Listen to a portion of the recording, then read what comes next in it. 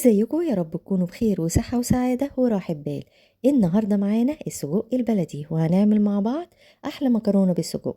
هنحتاج فلفل ألوان أحمر وأصفر وأخضر، أنا مقطعاه جوليان، وبصلتين وسط برضو مقطعاهم جوليان. السجق اللي معانا تقريبا كيلو الا ربع من السجق، والنوع ده أنا بجيبه من السوبر ماركت، بتبقى نسبة الدهون فيه قليلة، أقل من اللي بنجيبه من عند الجزار. وطبعا السجق بيبقى مربوط في بعضه، احنا بنحاول ان احنا نقطعه، وانا بحب ان انا استخدمه وهو سليم كده. ولو حبيت بعد ما استوى ان انا اقطعه، لان لو قطعته قبل السوى طبعا ممكن اما تيجي تسويه بيتهري مني، او اللحوم اللي جواه بتخرج منه، بيبقى شكله مش لطيف. لكن نسويه وبعد كده حابين بقى ان احنا نقطعه قطع صغيرة، ده يبقى براحتنا بعد التسوية. بفككه بقى من بعضه بالسكينة زي ما انتوا شايفين كده.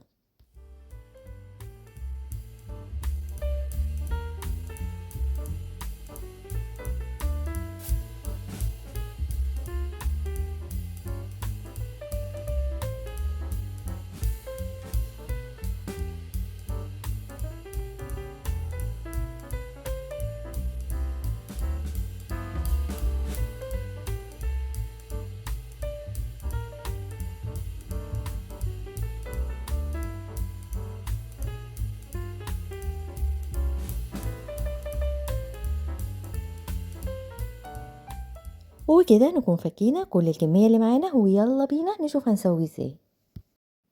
في الصينية بتاعتك بقى أو الطاسة أو الجريل على حسب المتوفر عندك، هتحطي معلقة زيت واحدة بس، لأن السجق بينزل دهون كتير، وبالرغم إن ده نسبة الدهون فيه قليلة بس برضه بينزل دهون. هحط بقى السجق بتاعي وهديله كده تشويحة على النار، والنار في الأول تكون عالية.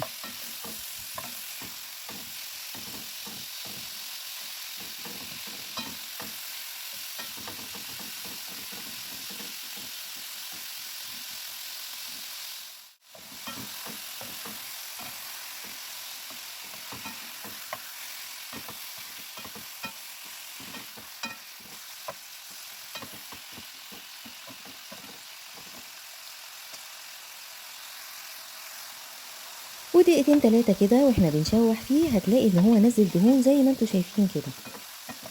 هو السجق اصلا ما بياخدش وقت خالص في التسوية، يعني ربع ساعة كده بتلاقيه خلاص استوى بقى تمام معاك. يعني لو محتارة وعايزة تعملي غدا سريع كده، مفيش اسهل من المكرونة بالسجق. شايفين كمية الدهون اللي طلعت من السجق قد ايه؟ انا مش حاطة الا معلقة زيت واحدة، لكن كل الدهون دي نزلت منه. وبعد ما ادي السجق تشويحة كده سريعة، هنزل بقى بالبصل واحمره، انا مش عايزاه يتحمر، انا بس يا دوبك هيدبل. واول ما يدبل هرجع تاني اقلبهم على بعض لحد ما يتحمروا هما الاتنين مع بعض.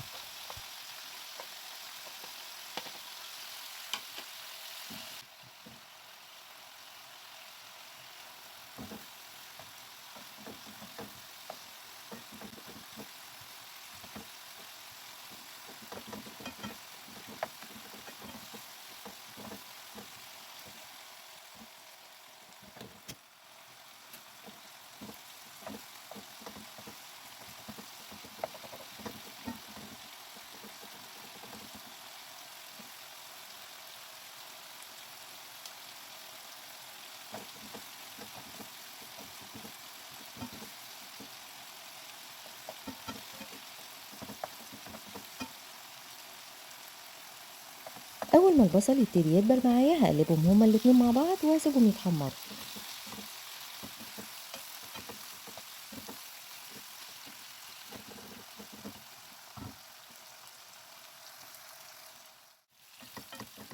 واول ما الاقي البصل ابتدى يتكرمل معايا والسجق يبتدي ياخد لون، هنزل بقى عليه بالفلفل.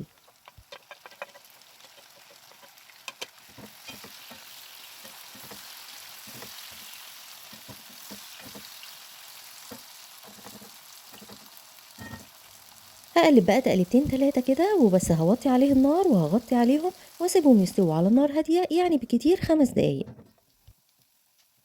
بعد 5 دقايق بلاقي ان الفلفل خلاص ابتدى يدبل معايا والسجق خلاص داخل على السوا. هبتدي بقى ان انا احط له الملح والتوابل، بس نعمل حسابنا ان السجق اصلا بيبقى فيه التوابل بتاعته وبيبقى مملح، فبرضه ما نزودش الملح ليه ولا التوابل، يعني ما بيحتاجش توابل كتير لان هو اصلا بيبقى متبل.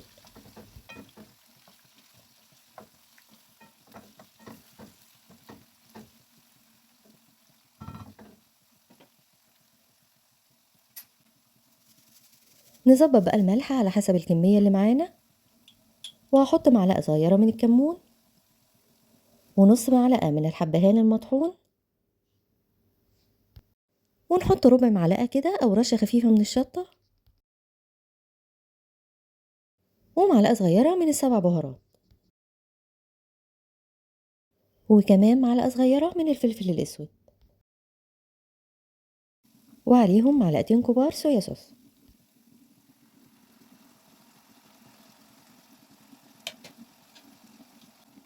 واخر حاجة هنحطها معلقة كبيرة من دبس الرمان، ودي اختياري، اللي مش حابب ما يحطهاش. بس على فكرة دبس الرمان ده بيخلي لونه يغمق شوية معانا، فلو مش حابة ان يطلع لونه غامق ممكن ما تحطيش دبس الرمان.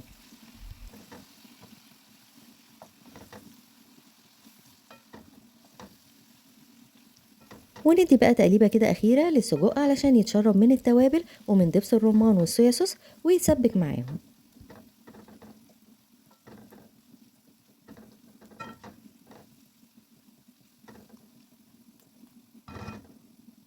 وكده السجق استوى وبقى تمام التمام، مفيش اسهل من كده. انا بقى مجهزه الميه اللي هسلق فيها المكرونه، وكمان صلصه المكرونه انا مجهزاها وعاملاها.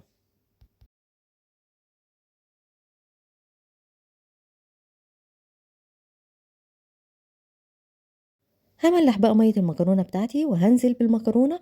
اي نوع انت حابه تستخدميه استخدميه، ممكن مكرونه اقلام او مكرونه مقصوصه او اي نوع تاني بتحبيه. انا هستخدم مكرونه اقلام.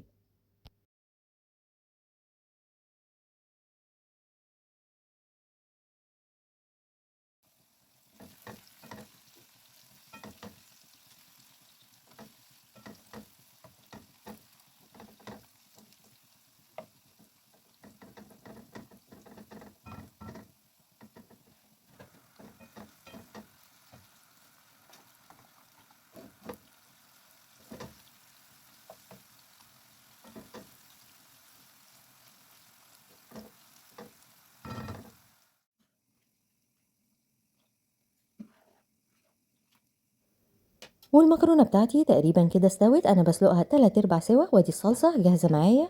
ويلا بقى بينا نشوف هنعمل ايه. اول حاجه ممكن نعملها في طواجن. دي طواجن انا جهزتها، وقطعت بقى السجق قطع صغيرة، وهحط في كل طاجن شوية سجق من تحت.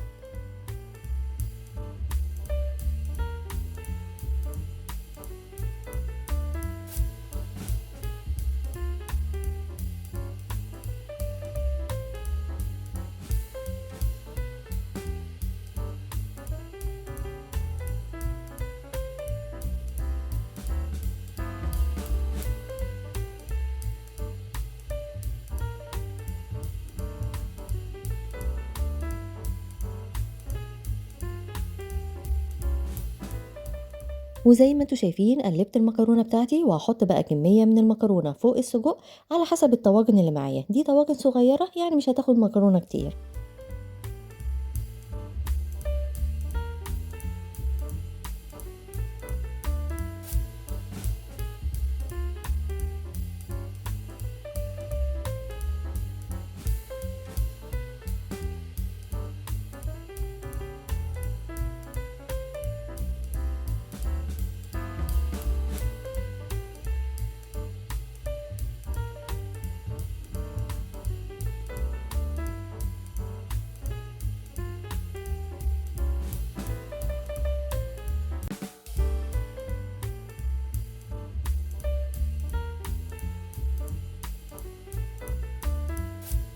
بعد كده بكون مجهزة ورق فويل، بغطي بقى الطواجن بتاعتي واقفل عليها كويس. طبعا الفويل بيبقى ليه جنبين، جنب فيه لمعة والجنب التاني بيبقى مطفي، اللي بحطه ناحية الأكل الجنب المطفي. هغطيهم بقى كويس ويلا بينا على الفرن. ودي شكل الطواجن بتاعتنا بعد ما طلعت من الفرن، طبعا مولعة. هي أصلا ما بتاخدش وقت كتير في الفرن، يعني بكتير كده 5 دقايق، لأن طبعا كل حاجة مستوية. نقلب بقى الطاجن بتاعنا ونشوف الجمال ونشم الريحة اللي تجنن. بجد تحفة. ممكن نقدمه كده أو ممكن نقدمه مكرونة عادية ونحط عليها من فوق السجق بنفس الطريقة. فيعني لو مستعجلة ومش حابة تحطي فكرة الطاجن ديت، ممكن تستخدميه كده، هتبقى أسهل وأسرع معاكي.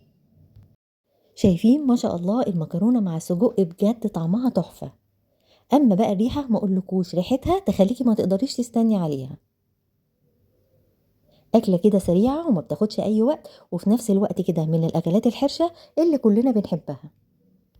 جربوها انتوا بس وأنا متأكدة إن انتوا مش هتندموا.